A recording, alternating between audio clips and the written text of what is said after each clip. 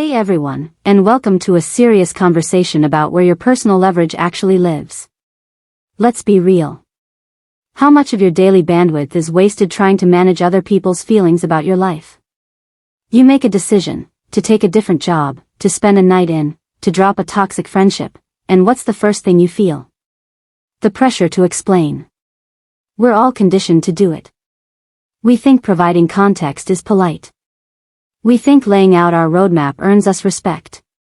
But 9 times out of 10, giving a justification for your fully formed adult choices isn't courtesy, it's a power giveaway.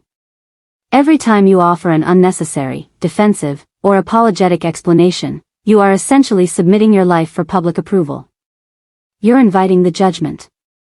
You're handing the key to your peace of mind over to someone else and saying, "Here, you manage this for me." But there's a total game changer. A simple shift that flips the entire script. It's what the ancient Stoics understood, and it's this: the real power shift happens the moment you stop explaining yourself. This isn't about being rude or arrogant. This is about being a self-governing entity. This is about radical self-ownership and the understanding that your actions, your integrity, and your conviction are the only context that matters. We're going to break down why you fall into the trap, why the Stoic mindset is the ultimate leverage, and the playbook for reclaiming your power and commanding respect without saying an extra word. Let's get to work. Part 1. The justification trap, where your power drains out. The performance trap, why we over-explain. We're all people pleasers on some level, and over-explaining is the Trojan horse of people-pleasing. We do it for 3 main reasons, and they all cost you serious energy. Fear of conflict. We use explanations as a verbal shield, hoping to deflect criticism before it even lands. We try to intellectualize our choices so others can't just call us selfish. Validation seeking. Deep down, we're fishing for the "oh, that makes total sense, you go, girl/guy." We want the external nod that validates our internal choices. The perception game. We want to control the narrative. We think if we present a perfectly curated reason, people will see us as smart, organized, and busy, not flaky or lazy. In the language of Epictetus, the Stoic master, this entire operation is based on assenting to a faulty impression, the idea that the validity of your choice is tethered to someone else's acceptance of it. If you are a CEO, you issue a directive. You don't ask every employee to weigh in on the detailed spreadsheet behind it. You issue the directive because it's the most rational and efficient path. Your life is your company. Stop treating your personal decisions like they require board approval. The leverage loss. When you explain, you don't gain understanding, you create leverage for the other party. Think about the difference when you say no to a commitment.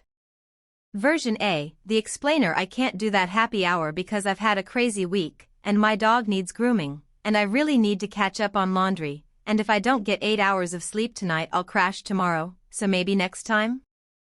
The other person hears, a series of excuses I can dismantle. I'll offer to take the dog and tell them laundry can wait. Come on, 1 drink. Version B, the Stoic owner: "I appreciate the invite, but that won't work for me tonight. Full stop." The other person hears, that's a firm boundary. This is not open for negotiation or discussion. Next subject. Version A invites pressure and follow-up questions. It turns your life into a vulnerable, messy list of excuses. Version B is an impenetrable wall of fact. It is a confident, self-contained statement that says, "My decision is final because my inner process is complete." You've shifted the power dynamic instantly from defensive to sovereign. As Marcus Aurelius drilled into his own mind, the object of life is not to be on the side of the majority, but to escape finding oneself in the ranks of the insane. Chasing validation is the path of insanity. Owning your choices is the path of sanity and power. Part 2, the Stoic framework, your inner CEO. The foundation of this power shift is the core Stoic principle, the ultimate life hack, the dichotomy of control. You are going to divide the universe into 2 folders, what I own and external noise.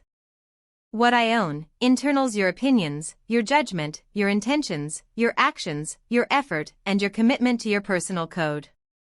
This is where your power lives. External noise, externals, other people's opinions, the weather, your reputation, what the boss says, market conditions, and whether or not people understand your choices. This is where zero power lives. The reason you over-explain is because you are trying to use your internals, your words, to control external noise, their opinion. It's a guaranteed loss every time. You can't control what they think. It's literally not your job. Flipping the script on reputation. Reputation is an external noise item.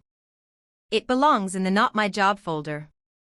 The power move is realizing that your reputation is just a story someone else is telling about you. You can only control the plot points, your virtuous actions, not the critic's review, their opinion. A truly stoic person says, I made this choice because it was rational. It was honest, and it aligned with my values. That's the end of my process. What you think about it is entirely your problem, not mine. When you base your actions on the 4 cardinal virtues, wisdom, justice, courage, and temperance, you don't need a public defense. Your integrity is the defense. If you choose to do the right thing, justice, you don't need to explain why it was inconvenient. If you commit to self-discipline, temperance, you don't need to apologize for skipping the late night. Seneca understood the sheer inefficiency of living for others. The greatest power is the power over yourself. When you are explaining, you are demonstrating the power others have over your feelings. When you are silent, you are demonstrating the power you have over your own self-management. This is what it means to be your inner CEO. You make the call. You own the result. You don't host a Q&A session for every minor choice. Part 3, The Playbook, Tactics for Stoic Self-Ownership. Shutting down the explanation reflex isn't easy. It feels awkward at first. You need a playbook to handle the pressure. 1. The 2-sentence rule. Anytime you feel the urge to launch into a paragraph of justification, cut it down to 2 sentences max. This is the minimum effective dose of information needed to transition the conversation, the scenario the old way, the justification, the new way, Stoic 2-sentence rule. Declining a request. I'm swamped this week. My calendar is packed, plus I promised my mom I'd call, so I just can't possibly fit in that favor you need. I can't take that on right now. My current commitments require my full focus. Explaining a boundary. I'm going to head out now. I need to be up early to beat traffic, and I don't want to overcommit myself like last time. It's time for me to wrap up. I'm sticking to my schedule tonight. Dealing with judgment. I know it looks risky, but I've done all the research, and the numbers show this is a smart pivot for my care. The 2-sentence rule provides closure without opening the door to negotiation. It's a clean and firm boundary. 2. Weaponize silence. In motivational speaking, we often talk about the power of the pause. In Stoicism, we talk about the power of silence. When you state your boundary, e.g., I will not be discussing my personal finances, and the other person pushes back, why? What are you hiding? Your best tool is often silence, followed by a calm repeat of the boundary. I won't be discussing that topic. Them, come on, just tell me. We're friends. Pause. Hold eye contact. As I said, I won't be discussing that topic. The silence makes their discomfort their problem, not yours. It shows you are so solid in your decision that you don't feel the need to fill the void with defensive noise. 3. Embrace the I statement of virtue. Stop using external factors as excuses. Own your choice by connecting it to an internal virtue. This simple linguistic shift repositions the decision from a forced obligation to an intentional, self-directed choice. It elevates you from a victim of circumstance to an agent of virtue. 4. Let them be mad, the acceptance protocol. When you enforce boundaries and stop explaining, you will upset people. It's inevitable. Some people rely on your compliance and your explanations to feel superior or in control. When you take that away, they'll call you too much, arrogant, or cold. Your response is stoic acceptance. Let them. Their perception is an external noise item. it belongs in the folder you don't own. Your only focus is your internal alignment. Marcus Aurelius encouraged this radical detachment. If someone is able to show me that what I think or do is not right, I will happily change, for I seek the truth, by which no one was ever injured. But injured is the person who abides in his error and delusion. If their judgment is based on truth, e.g., you actually made a mistake, adjust your behavior. But don't explain your feelings. If their judgment is based on their annoyance that you won't comply with their wishes, then just let it go. It's noise. Conclusion: your final deliverable is action. Your life is not a thesis requiring a bibliography and footnote references for every minor assertion. It is a live action performance that demands your full presence. Think of the sheer energy dividend you get back when you stop spending hours crafting the perfect defense.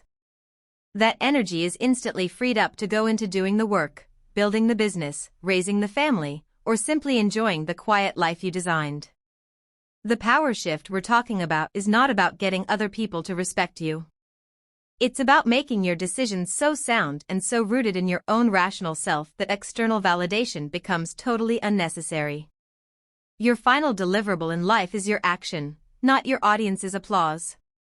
Reclaim your leverage. Be firm, be polite, and be brief. Let your character, your work ethic, and your integrity speak the 2,000 words that you refuse to waste on defensive explanations. Own your life. The power is yours. Now go use it, like and subscribe for more videos. Bye.